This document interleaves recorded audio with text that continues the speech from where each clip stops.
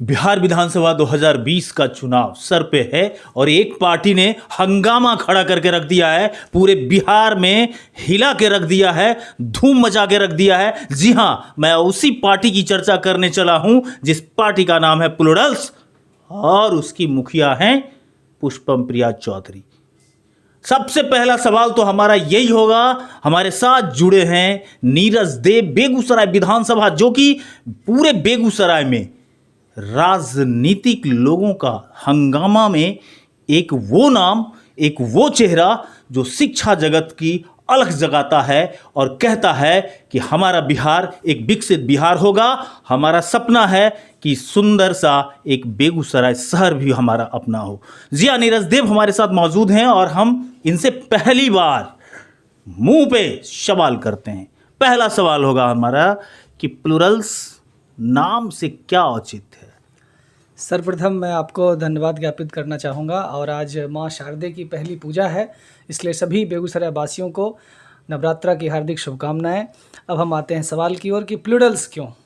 Plurals को आप जब देखेंगे, मैं अंग्रेजी का शिक्षक भी रहा, छात्र भी हूँ, तो हम समझते हैं बहुवचन, और प्लूरलिज्म एक शब्द है जिससे बहुलवाद की बात होती है। हमने वाद बहुत देखा, समाजवाद देखा, राष्ट्रवाद के नाम पर फर्जी राष्ट्रवाद भी देखा। इस बार हम बहुलवाद की बात कर रहे हैं जो अमूल चूल परिवर्तन की बात कर रहा है। और इस अमूल चूल परिवर्तन का मतलब है कि राजनीति की जो शुचिता पिछले 30 वर्षों में बिहार की राजनीति में ख़त्म हो गई है, हम उसे फिर से पुनर्जीवित करना चाहते हैं। और जो हर तरफ जुल्म है, अत्याचार है, वो चाहे शिक्षा की व्यवस्था हो, बदहाल बीमार सुरक्षा स्वास्थ्य व्यवस्था हो, तो हर तरफ जुल्म है और लोग बोलने को भी तैयार नहीं हैं। तो मुझे याद है कि जुल्म के साए में लब खोलेगा कौन, हम भी चुप रहे तो बोलेगा कौन। तो ये बात हमें बतानी है जनता को कि पिछले 30 वर्षों में जो आपने लॉकडाउन झेला है, रोज़गार नहीं है, शैक्षणिक व्यवस्थाएं अच्छी नहीं हैं, पिछले 15 वर्षों में हमें मिला भी आखिर में तो क्या, शहर में नली और गली, हर तरफ जल है, बाढ़ का है, वो नल में जल नहीं है, टोटी में जल नहीं है। तो ये जो खोखलेबाजी है, ये जो बयानबाजी है, जो विज्ञापनबाजी है, इस बार विज्ञापनबाजों की सरकार उखाड़ कर फेंकनी है। और हम प्लूरल्स लेकर आए हैं। प्लूरल्स एक सिर्फ एक राजनीतिक पार्टी नहीं है, बल्कि एक क्रांति है, एक आंदोलन है, एक जन चेतना का विषय है। और मुझे उम्मीद है कि बेगूसराय विधानसभा की जनता मुझे प्यार देगी, हौसला देगी। हमारे पास पैसे ज़रूर कम हो सकते हैं, तन मन और जनता का जो आशीर्वाद है वो बहुत ज़्यादा है। लोकतंत्र के इस महापर्व में लोकतंत्र कहाँ है? इस लोकतंत्र में आप देखेंगे तो जो तंत्र है वह सिर्फ सत्ता के मठाधीशों के पास है, और इस तंत्र से लोक गायब हैं। लोक इसलिए गायब हैं कि लोग बस 5 दिन के लिए इन्हें याद हो जाते हैं कि पहले आप देखेंगे कि नेताजी जनता के चरणों में है, फिर 5 वर्ष जनता को आप देखेंगे कि वो नेताजी के चरणों में है। और राजनीतिक की जो बाजार है पटना में, वहाँ जो मंडियों में सामान बिक रहे हैं, टिकट जो बिक रहे हैं, वो बहुत गंदे तरीके से। तो इस लोकतंत्र में लोक ही गायब है, सिर्फ तंत्र बचा है। और जिस राजनीति की बात मैं करने आया हूँ उसमें राज केवल नहीं हो, नीति ऐसी हो जिस पर जनता राज कर सके। और इस बार जनता राज करेगी, शिक्षित लोग राज करेंगे, युवा राज करेगा, बेरोजगार युवा बात करेगा। और मुझे लगता है कि बिहार में अब ऐसे लोगों की ज़रूरत है, ऐसे शैक्षणिक लोगों की ज़रूरत है जो सचमुच उनके पास एक पॉलिसी मेकिंग है। ये लोग नेता हैं लेकिन इनके पास पॉलिसी मेकिंग प्लानिंग नहीं है। बताइए, नीतीश जी कहते हैं कि अब जो अति पिछड़ी जाति में किसी की हत्या हो जाएगी तो हम उसको रोज़गार देंगे। आप जीते जी रोज़गार का सृजन क्यों नहीं कर सके?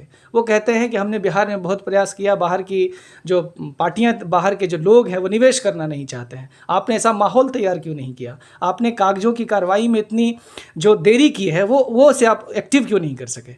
तो मुझे लगता है कि एक पढ़े लिखे और पॉलिसी मेकिंग वाले लोगों की सर ज़रूरत है।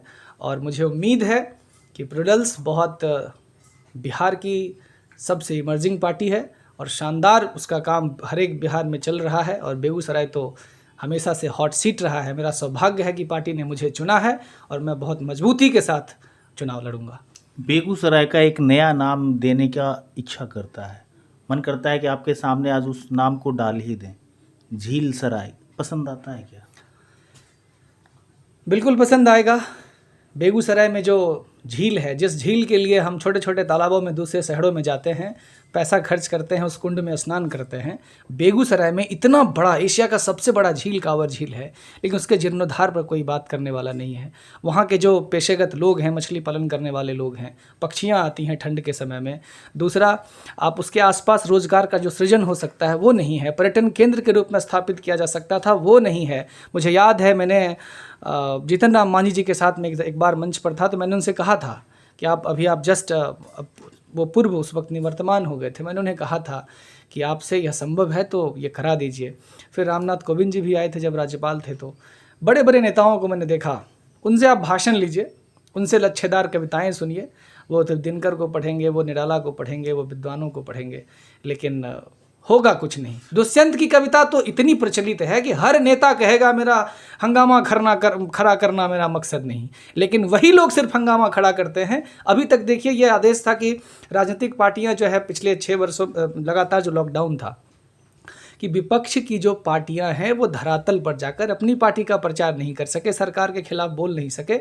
तो ये जो कोरोना है वो है, लेकिन इस कोरोना के बीच की जो राजनीति है वही बिहार की जनता इस बार बहुत अच्छे से समझ रही है। और हम एक विकल्प लेकर आए हैं। बहुत लंबे समय से मैं सुनते रहा हूँ कि राजनीति में क्या करें, एक बहरा है, एक गूंगा है, एक कविता है, दोनों नहीं सुने देखेंगे, रो चाहे सिसको, हमारे सिवा बोलो चुनोगे तुम किसको। एक तरफ लालू जी हैं, एक तरफ नीतीश जी हैं। तो जिन लोगों को लगता था कि नोटा दबाते हैं, जिन लोगों को लगता था कि उनके पास विकल्प नहीं है, तो हम एक विकल्प लेकर आए हैं और इस विकल्प को संकल्प बनाइए। और बेगूसराय की जनता से मैं कहना चाहूँगा, आवाज़ दीजिए, साहस दीजिए, आशीर्वाद दीजिए। और बहुत उम्मीद के साथ बेगूसराय जनता का जो लगातार प्यार मिल रहा है, अद्भुत है, अविस्मरणीय है। मुझ जैसे सामान्य परिवार से आने वाले लड़कों के लिए यह और भी अद्भुत है कि लोग इतना प्यार दे रहे हैं। एक शब्द है निर्दलीय जी। आपको नहीं लगता कि यह शब्द जिस समय जिन लोगों ने प्रयोग किया होगा, एक सोची समझी राजनीति, एक सोची समझी साजिश के तहत यह शब्द लाया गया? क्योंकि निर्दलीय से इस बार वैसे कैंडिडेट आ रहे हैं जो पार्टी के टिकट के दावेदार थे और पार्टी के खरीद फरोख्त के सिस्टम में वो नहीं आ सके, तो आज वो निर्दलीय अपनी आवाज़ बुलंद कर रहे हैं। निर्दलीय शब्द कहने मात्र से आपको नहीं लगता कि एक मेंटली प्रेशर बनता है? क्या इन्हें सर्वदलीय नहीं कहा जा सकता था, या आम जनता का नेता नहीं कहा जा सकता था? आप बताइए कि लोकतंत्र की इस महापर्व में जनता कहाँ आज़ाद है? पार्टी के द्वारा घोषित उम्मीदवार को वोट करने के लिए विवश करते हैं आप लोग। क्यों इस तरह का सिस्टम, क्यों? मैं इस पे सवाल करना चाहता हूँ। राजनीति के जो पॉलिटिकल पंडित हैं, नहीं, आप एनडीए का अगर उम्मीदवार होता है, आप उनसे पूछिए, कोई पब्लिक पूछता है कि आप किसके उम्मीदवार हैं, एनडीए के बोलेंगे, बीजेपी के बोलेंगे, जदयू के बोलेंगे, या जिस पार्टी से वो बिलोंग करेंगे। वामपंथ के लोग वामपंथ को ऑब्वियसली बोलते हैं, कांग्रेस वाले कांग्रेस को बोलेंगे, राजद वाले राजद को।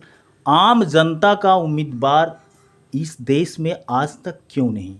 इसी पे मैं बात कर रहा था। जिस शब्द को आपने उपयोग किया, निर्दलीय जी, ये राजनीतिक आकाओं ने शुरुआत में एक मेंटली प्रेशर दिया लोगों को, ताकि लोगों के दिमाग की बात सेट हो जाए, अरे ये किसी पॉलिटिकल पार्टी से नहीं है, काम के नहीं होते। हाँ, किसी काम के नहीं। एक अच्छा उम्मीदवार भी खड़ा हो तो लोग उसे इस हे दृष्टि से देखेंगे, वो किसी दल का नहीं है, अरे वोट दोगे तो जीतेगा भी नहीं।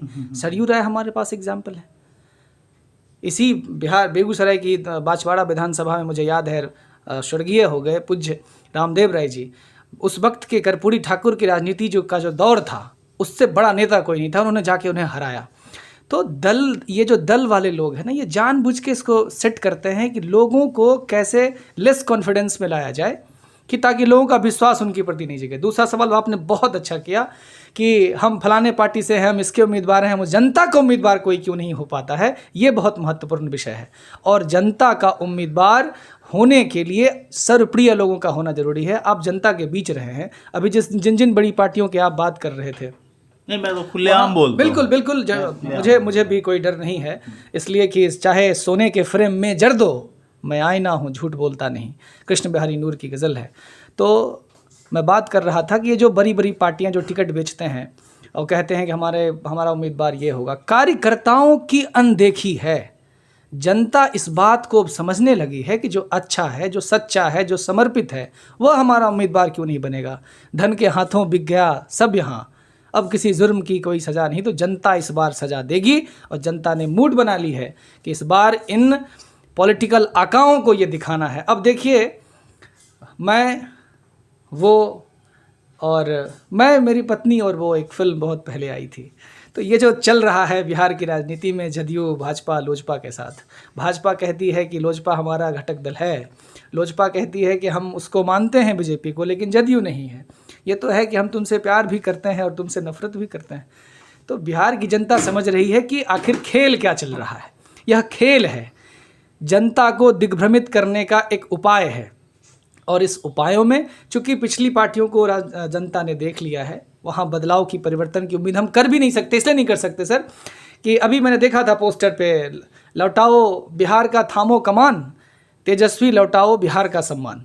जिस व्यक्ति का पिता, जिस राजनीतिक पार्टी के जो सबसे बड़े शीर्ष अधिकारी हैं, वो भ्रष्टाचार के आरोप में जेल हैं, वो कहते हैं हम भ्रष्टाचार दूर करेंगे। उनके घर में जो उनकी पुत्र वधू है, जिस महिला सशक्तिकरण की बात ये करते हैं, उनकी पुत्र वधू सुरक्षित नहीं है, नौबत आ चुकी है, मुकदमा चल रहा है। वो कहता है कि हम बिहार की बेटियों को शिक्षित करेंगे, रोजगार देंगे, मजबूत बनाएंगे। 17 वर्ष की आयु में आय से अधिक संपत्ति के मामले में उन पर मुकदमा चल रहा है। वो कहते हैं कि हम बिहार को रोजगार देंगे। पिछले 15 वर्ष में तो आप थे, क्यों नहीं रोजगार हो सका? और आखिरी के 15 वर्षों की अगर हम बात करें, जहाँ बच्चियों का चिरहरण होता हो, धृतराष्ट्र बनकर लोग वहाँ बैठकर अंधे देख रहे हैं, महाभारत का वह दृश्य है। तो मुझे लगता है कि अब बिहार की जो जनता, जो द्रौपदी की तरह जिसका सिर्फ चिड़हरण होता रहा पिछले 15 वर्षों में, इस बार शिक्षित जनता उन्हें जवाब देगी। और मुझे उम्मीद है बेगूसराय विधानसभा से मैं जीत कर आऊँगा। और मैंने जो अपने मैनिफेस्टो में चीज़ें रखी हैं, सबसे पहला विषय है कि मैं शहर को बदबूदार जो गंदगी है, पानी है, जल निकासी की जो समस्या है, उससे दूर करूँगा। दूसरा है कि जो यातायात की जो ट्रैफिक व्यवस्थाएं हैं, उसको दुरुस्त करना है। जहाँ सड़कें चौड़ी भी हैं, वो सकड़ी हो गई हैं। वो सकड़ी इसलिए हो गई हैं कि अतिक्रमण है, तो प्रशासन का सहयोग लेकर उस अतिक्रमण को ठीक करना है। और कई आंदोलन मैंने लड़े हैं, मैंने लोगों को दिखाया है, मैंने प्रूफ किया है। बड़े बड़े वादे किए जाते हैं हर चुनाव में। सारे नेता लोग, सर मैं नेता नहीं हूँ, सर मैं नेता नहीं हूँ। नहीं, बिल्कुल, जब आप राजनीति में हैं और आपकी पार्टी एक राजनीतिक पार्टी है, ना कि सामाजिक संगठन। सर इस पर मैं एक बात जरूर कहना चाहूँगा। हम अक्सर अपने आपस में हम सब लोग बात करते हैं, जैसे जब किसी बात पर मजाकिया लहजे में होता है तो बोलते हैं बरगाही नेता नहीं बन जाता। तो ये जो नेता शब्द है ना, उसमें भी अपशब्द का लोग प्रयोग करते हैं। ये इसलिए ऐसा फीलिंग किसने लाया ये फीलिंग? ये इसलिए कि आपने जो झूठे वादे किए, आप अगर उन वादों पर खरे रहते तो शायद जनता आपसे नेता शब्द की चर्चा नहीं। ऐसे नेताओं की खोज में है जो नेता एक बार ये बोल दे कि मैं चाहता हूं, अगर मुझे वोट दें तो मैं चाहता हूं कि वो 65-70 साल की बूढ़ी माता जी ब्लॉक के आगे गिड़गिड़ाते हुए नजर नहीं आए कि हमारा एक वृद्धावस्था पेंशन का फॉर्म जमा करना है। इस बात के लिए कोई विधवा वहां पे घूमता हुआ नजर नहीं आए कि हमें मृत्यु प्रमाण पत्र चाहिए, 6 महीने हो गए हमारे पति को मरे हुए, छोटे बच्चे भूखे और पास में फूटी पैसे नहीं होते, कौड़ी नहीं होती जिससे कि वो भाड़ा देंगे। उन लोगों की बात, उनकी समस्या को कौन उठाएगा? पुल बनाने का काम, सड़क बनाने का काम, नहर बनाने का काम, पार्क बनाने का काम, तमाम बड़े बड़े वादे किए जाते हैं।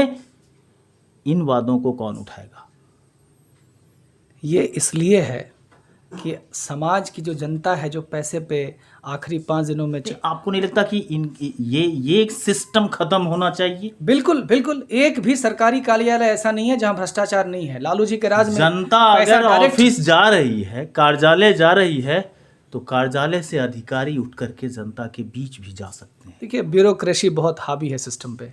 और पिछले कई चुनाव अगर आपने देखे होंगे तो आपको लगा होगा कि कहीं कहीं कुछ कैंडिडेट जीत रहे हैं, ब्यूरोक्रेसी के वो शिकार हुए। ऐसा कहकर मैं चुनाव आयोग पर किसी प्रकार का प्रश्न चिन्ह नहीं लगा रहा हूँ, लेकिन आप भी समझते हैं राजनीति में सब कुछ बोलने की जरूरत नहीं है।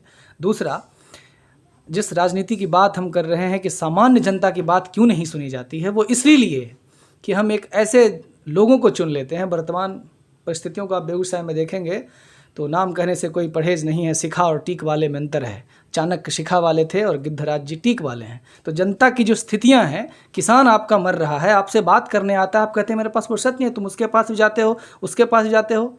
ये हम आपका काम था नेताजी, आपको करना चाहिए था। आपने किसानों की समस्या नहीं सुनी।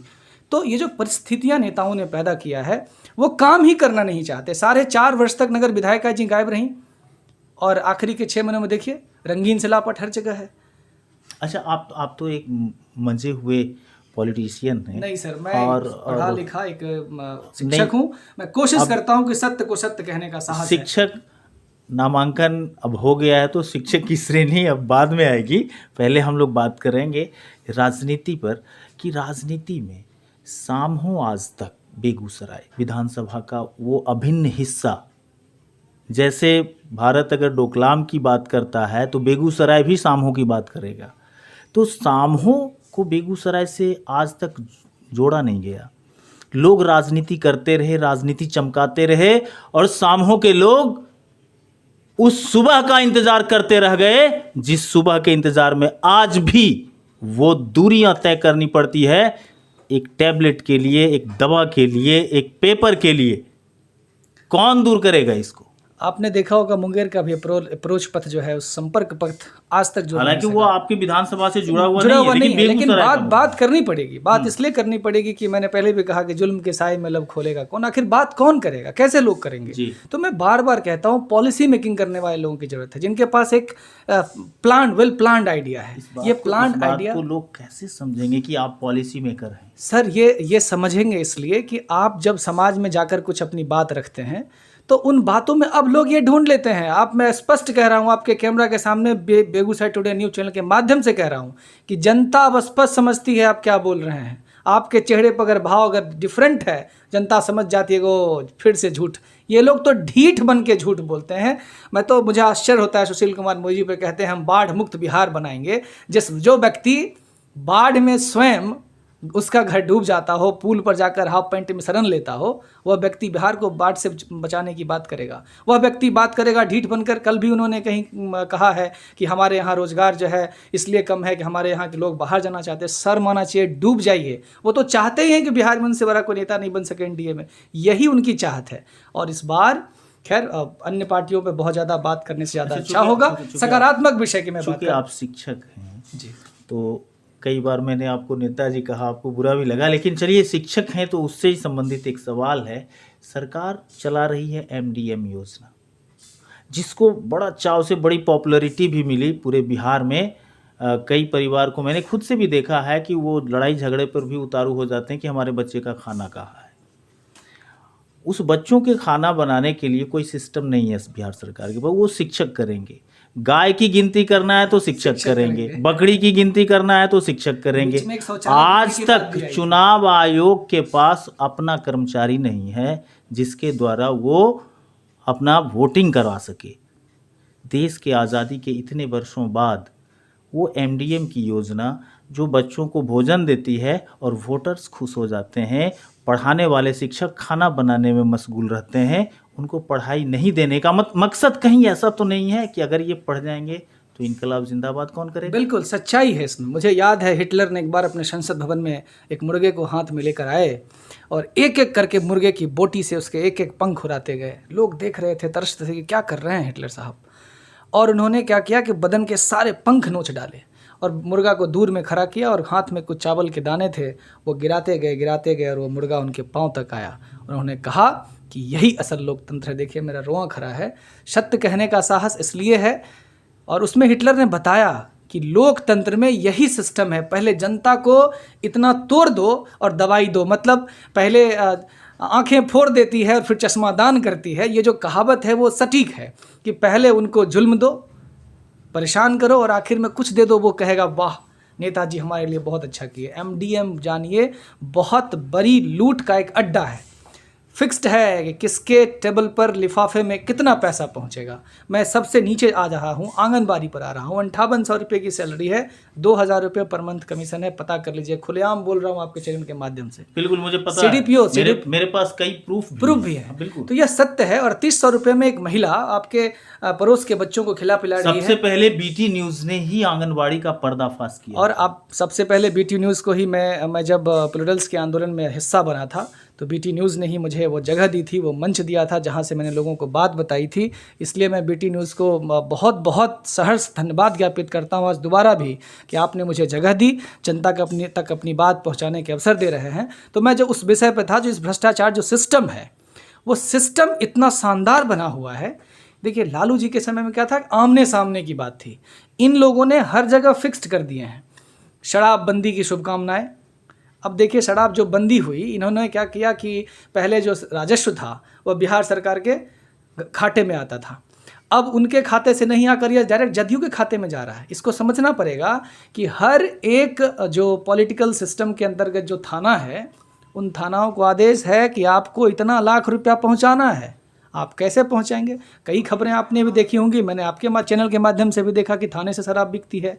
तो जिस राज्य में थाने से शराब बिकता हो, जिस राज्य में बीमार पैर को चूहा कुतर कर खा जाता हो, जिस बीमार राज्य में जनता बिस्तर पर सोई है उसके बगल में कुत्ता सोता हो, जिस राज्य में गृह विभाग का पदाधिकारी दरवाजे पर छटपटाकर मौत के करवट ले लेता हो, जिस कोरोना काल में बिहार सरकार के पास समुचित स्वास्थ्य व्यवस्थाएं नहीं हो, अच्छे चिकित्सक नहीं हो, आशा बहू को देने के लिए आपके पास सैलरी नहीं है, शिक्षक को समान काम के लिए समान वेतन देने के लिए आपके पास सैलरी नहीं है, लेकिन विधायक की सैलरी बढ़नी होती है, एक बार सारे विधायक मेज थपथपाते हैं और सैलरी बढ़ जाती है।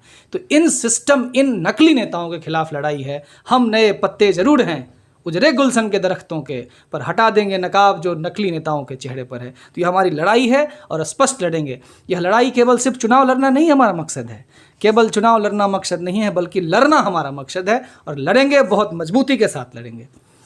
बहुत बहुत धन्यवाद। तो ये थे हमारे साथ प्लूरल्स के उम्मीदवार बेगूसराय विधानसभा से भास्कर कुमार उर्फ नीरज देव, और इन्होंने स्पष्ट तौर पे बिहार की राजनीति पे बहुत शानदार तरीके से अपनी बात रखी और कहा कि नकली नेताओं से सावधान। तो बने रहिए आप बीटी न्यूज़ बिहार के साथ।